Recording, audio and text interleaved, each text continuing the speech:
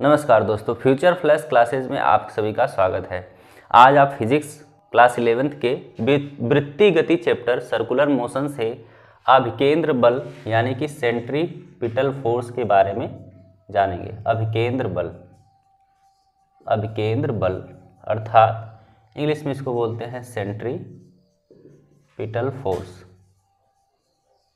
इसके बारे में आप जानकारी प्राप्त करेंगे कि क्या होता है अभिकेंद्र बल। हमने जैसा कि पिछले वीडियो में बताया भी है कि अभिकेंद्र बल क्या होता है, क्योंकि यहाँ पर आया है बल, और बल को जानने से पहले, अभिकेंद्र बल जानने से पहले आप जान लीजिए कि बल का सूत्र क्या होता है। आप जानते हैं बल बराबर द्रव्यमान गुणे त्वरण, द्रव्यमान गुणे त्वरण आप जानते हैं, F=ma, जहाँ द्रव्यमान क्या है, मास है। मान लो कोई यहाँ पर माना कोई किसी वृत्तीय पथ पर वृत्ति करता हुआ कण जो है, जिसकी त्रिज्या क्या है, जिस वृत्तीय पथ पर वो गति कर रहा है उसकी त्रिज्या r, और यम द्रव्यमान का पिंड है, मान लीजिए ये जो गति कर रहा है इस वृत्तीय पथ पर, और v चाल से, वृत्ति जो उसका चाल है वो कितना है, v से वो क्या कर रहा है, v मीटर प्रति सेकंड की चाल से वो एक समान वृत्तीय पथ पर क्या कर रहा है, चक्कर लगा रहा है। तो इसकी गति वृत्तीय गति होगी। मतलब वृत्तीय गति, जब कोई कण किसी वृत्तीय पथ पर एक समान चाल से चक्कर लगाता है तो उस कण की गति को क्या कहा जाता है, वृत्तीय गति। और वृत्तीय गति करते हुए पिंड की जो गति प्राप्त होती है उसको, वो उसके अभिकेंद्र त्वरण के कारण प्राप्त होती है। क्योंकि कोई भी पिंड यदि गति कर रहा है तो उसके गति के लिए जिम्मेदार कौन होता है, त्वरण। कौन जिम्मेदार होता है, उसका त्वरण। तो गति के लिए जब त्वरण होगा तभी गति होगी, नहीं तो धीरे धीरे क्या हो जाएगा, पिंड रुक जाएगा। तो त्वरण रुकने में भी है, त्वरण गति एक समान करने में भी है। तो इसको लगातार त्वरित कौन करता रहता है, वृत्तीय गति के लिए करता है अभिकेंद्र त्वरण, जो कि किधर कार्यरत होता है, ये अल्फा इसको बोलते हैं केंद्र की ओर। किधर कार्य करता है, अभिकेंद्र त्वरण जो होता है केंद्र की ओर कार्य करता है। इसीलिए जिधर इस त्वरण की दिशा होती है अभिकेंद्र त्वरण की, उधर ही केंद्र की ओर एक बल कार्यरत होता है, एक बल कार्य करता है। उसी बल को क्या कहा जाता है, अभिकेंद्र बल। तो देखिए अभिकेंद्र बल क्या होता है, लिख सकते हैं वृत्तीय गति करते हुए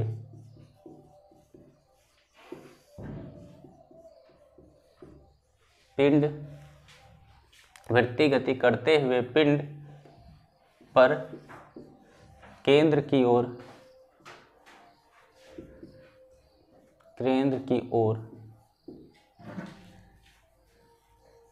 एक बल कार्य करता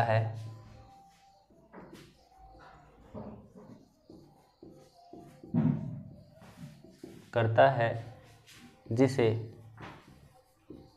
अभिकेंद्र बल कहते हैं। अभिकेंद्र बल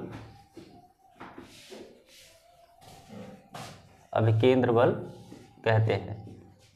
और यह अभिकेंद्र बल किसी भी पिंड को किसके कारण प्राप्त होता है, अभिकेंद्र त्वरण के कारण। क्योंकि किसी भी पिंड को गतिशील बने रहने के लिए, गतिशील होने के लिए या रुकने के लिए भी किसकी जरूरत पड़ती है, त्वरण की। यदि गतिशील है तो एक समान त्वरण से है, एक समान गति कर रहा तो एक समान त्वरित है। और अगर एक समान रूप से न होकर वह क्या है, उसका त्वरण लगातार बढ़ रहा है तो उसकी गति भी बढ़ेगी, उसका त्वरण लगातार घट रहा है तो उसकी गति भी क्या होगी, घटेगी। तो यहाँ पर त्वरण जो है वृत्तीय पथ पर, उसको त्वरित कौन करता है, यही जो लगातार इसकी दिशा बदलती है। तो लगातार दिशा बदलती तो उसके जो वेग है, चाल तो नहीं बदलती लेकिन वेग बदल जाता है। और वेग परिवर्तन की दर क्या कहलाती है, जैसे ये पिंड यदि यहाँ पर पहुँच गया तो इस स्थिति में इसका यहाँ पर वेग, चाल तो भी ही रहेगा, यहाँ भी चाल भी रहेगा, लेकिन वेग क्या हो जाएगा, v1 और v2। तो वेग परिवर्तन की दर क्या कहलाती है, आपकी त्वरण। और त्वरण उत्पन्न हो जाता है, वो क्या होता है, केंद्र की ओर कार्य करता है, जिसको कहते हैं अभिकेंद्र त्वरण। और उसी अभिकेंद्र त्वरण के कारण इसके केंद्र की ओर एक बल कार्य करने लगता है, जिसको कहा जाता है अभिकेंद्र बल। तो देखिए यहाँ पर हम मान लें, माना कोई यम द्रव्यमान का पिंड या कण भी मान सकते हैं, पिंड जो आर त्रिज्या आर त्रिज्या के वृत्तीय पथ पर, आर त्रिज्या के वृत्तीय पथ पर क्या कर रहा है, वृत्तीय पथ पर वृत्तीय गति कर रहा है, वृत्तीय गति कर रहा है, जिसकी दिशा निरंतर बदलने के कारण, दिशा निरंतर परिवर्तित या बदलने के कारण, परिवर्तित होने के कारण, होने के कारण उसका वेग, परिवर्तित होने के कारण उसका वेग भी, उसका वेग भी निरंतर बदलता रहता है, निरंतर बदलता रहता है। अब वेग निरंतर बदलता रहता है, अतः केंद्र की ओर एक त्वरण कार्य करता है,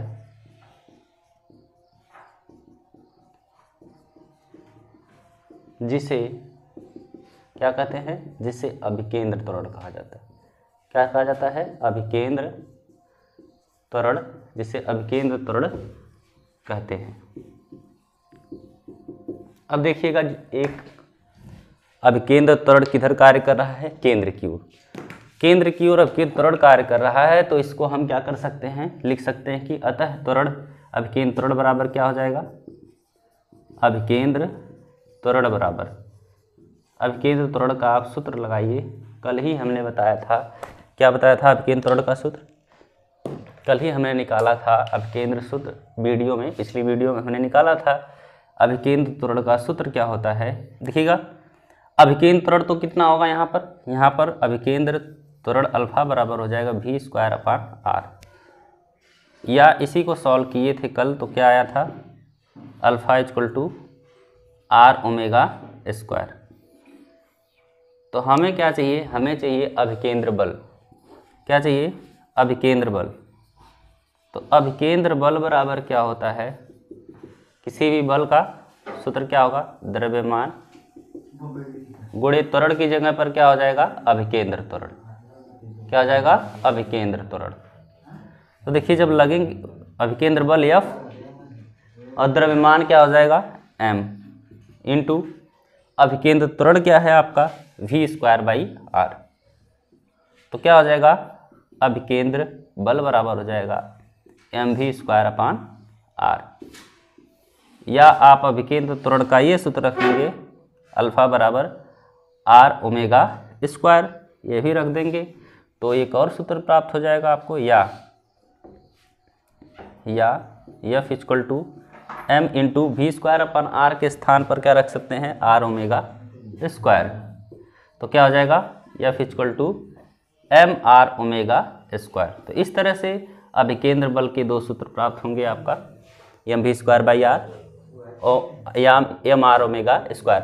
जहाँ पर ओमेगा क्या है इसका, जहाँ ओमेगा इसका क्या है, कोणीय वेग, कोणीय वेग की, इसका कोणीय वेग कितने रेडियन प्रति सेकेंड है, ओमेगा यहाँ पर क्या है उसका कोणीय वेग, इस वृत्तीय गति करते हुए कण का कोणीय वेग है कौन, ओमेगा। देखिए, इस वृत्तीय गति के कुछ उदाहरण भी है, जैसे कि जब आप कार या बाइक चलाते हैं तो किसी भी मोड़ पर जब आप घूमते हैं कार को लेकर या बाइक को लेकर, तो उसमें कुछ अर्धवृत्तीय पथ बन जाता है, कुछ एक मामूली सा छोटा सा वृत्तीय पथ बन जाता है, जिस पे आपकी कार कौन सी गति करती है, वृत्तीय गति करती है। और देखिएगा, वृत्तीय गति करती है तो वृत्तीय गति में जो अभिकेंद्र बल कार्य करता है, किधर की ओर, केंद्र की ओर F कार्य करता है अभिकेंद्र बल। तो इस बल को संतुलित कौन करता है, इस बल को संतुलित करता है इसके विपरीत एक बल कार्य करके, जिसको हम क्या कहते हैं, अपकेंद्र या छद्म बल। उसी के बराबर और विपरीत दिशा में अपकेंद्र बल या छद्म बल जो हो कि कार्य करके इसको बैलेंस करता है, इसको क्या करता है, संतुलित करता है अभिकेंद्र बल को। अपकेंद्र बल आभासी बल होता है, जो कि क्या होता है, विपरीत कार्य करता है अभिकेंद्र बल के। देखिए, अपकेंद्र बल को कह सकते हैं कि अभिकेंद्र बल के विपरीत दिशा में कार्यरत आभासी बल को क्या कहते हैं, छद्म बल या अपकेंद्र बल कहते हैं। और ये अपकेंद्र बल के भी कई क्या है लाभदायक उपयोग किए जाते हैं। जैसे कि देखिए, जब आप क्या करते हो, जब आप किसी भी गोल बर्तन में दूध को मथते हैं तो दूध में से क्या निकलती है, क्रीम निकाली जाती है। उस क्रीम को निकलने के कारण क्या है, देखिए यहाँ जब आप इस दूध को घुमाते हैं वृत्तीय गति पर कराते हुए, तो जो आपका वसा या उसका जो मक्खन होता है वो क्या होता है, हल्का होता है। तो हल्के कण इस पर क्या बना पाते हैं, इस पर क्या बना पाते हैं, छोटी त्रिज्या बना पाते हैं, जो केंद्र पर ही क्या हो जाते हैं, केंद्र पर ही, केंद्र के आसपास ही रह जाते हैं, क्योंकि वो हल्के होते हैं और दूध के ऊपर आ जाते हैं, और दूध के ऊपर फिसल कर उनकी जो त्रिज्या हो जाती है वो क्या हो जाती है, वृत्तीय पथ की त्रिज्या छोटी हो जाती है। और जो भारी कण दूध के होते हैं उनकी वृत्तीय पथ की त्रिज्या छद्म बल के कारण क्या हो जाती है, या अपकेंद्र बल के कारण क्या हो जाती है, उनकी त्रिज्या बड़ी हो जाती है।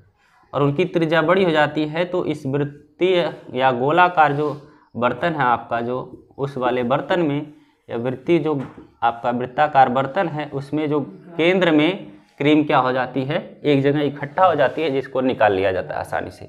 और जो दूध के भारी कण हैं वो किनारे किनारे पर बड़ी त्रिज्या बनाकर क्या करते हैं, चक्कर लगाते हैं, क्योंकि वो उनका जो भार होता है वो अधिक होता है, उनकी जो द्रव्यमान होता है वो अधिक होता है, और ये हल्के क्या होते हैं, ऊपर ही रह जाते हैं दूध के, और वो क्या होते हैं, हल्के भी होते हैं। इस कारण से वो केंद्र से कम त्रिज्या बनाकर चक्कर लगाते हैं, वृत्तीय पथ पर गति करते हैं। तो दोस्तों आज के लिए बस इतना ही। यदि वीडियो पसंद आए तो चैनल को सब्सक्राइब था बेल आइकन को प्रेस करिएगा, साथ ही वीडियो को लाइक शेयर कमेंट जरूर करिएगा। Thank you.